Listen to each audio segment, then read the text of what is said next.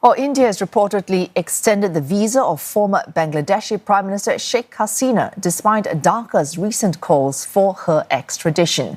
That's according to Indian media, citing people who are familiar with this matter. They say the extension was to facilitate Ms Hasina's stay in India. The former leader has been living in exile since August last year, after nationwide student-led protests toppled her government. Bangladesh's interim government late last month sent a diplomatic note to New Delhi requesting Sheikh Hasina's extradition to face what it called a judicial process. And for more, Ishan Garg joins us live from New Delhi. Ishan, apart from that diplomatic note sent late December last year, what else has Bangladesh done to try to bring its former Prime Minister back home?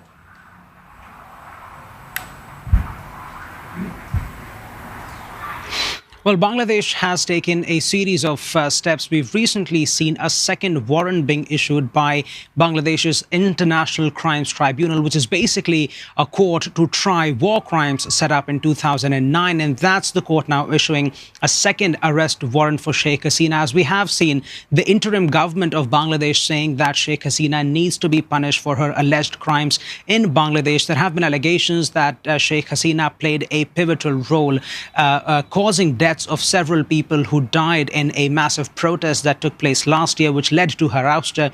And there are also allegations of forced disappearances orchestrated by the Sheikh Hasina government while she was in power. And these are all allegations that Hasina is facing. We understand that when India's Foreign Secretary Vikram Misri visited Bangladesh last year, her extradition was one of the things discussed behind closed doors between the two countries. And soon after that visit, we saw Bangladesh sending a note verbal, basically an unofficial note saying that India needs to send Sheikh Hasina back.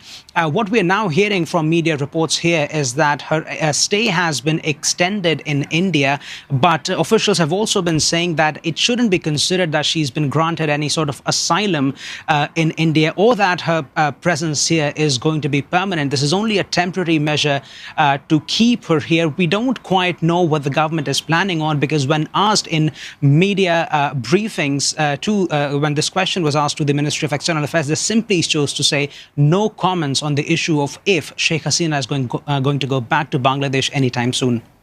Well, Ishan, no comments, but I think there was official recognition that India or New Delhi did in fact receive this note verbal that you mentioned. Why is it taking so long? Could it take even longer? What sort of time span are we looking at for the extradition of Sheikh Hasina?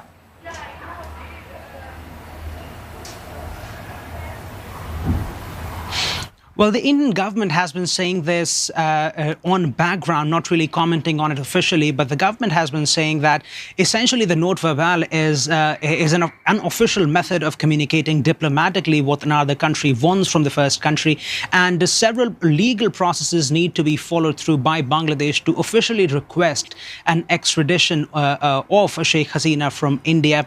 It also means that for India, it's also a question of how far are they going to go to deal with the political pressure that they are facing from one of their very key allies and neighbors in this region in dealing with Sheikh Hasina's presence here in India. Experts have been saying that what India wants to do essentially is try and delay this process as much as possible, because in the past we have seen reports coming through that Sheikh Hasina might be trying to apply for asylums in other countries, particularly in the United Kingdom. Experts have also pointed out that it's because of Sheikh Hasina's very cordial relations with subsequent governments in Delhi. That's the reason why she's been afforded such a long period of stay here. And now with the new interim government having taken over and elections also likely to take place by the end of this year or next in Bangladesh, it will be crucial to see how India manages the diplomatic pressure from the Bangladeshi government. Oh, thanks to Ishan Garg. There, of course, a pressure not just from outside the region, but also possibly domestic pressure as well on the Delhi government. Ishan Garg reporting live there from New Delhi.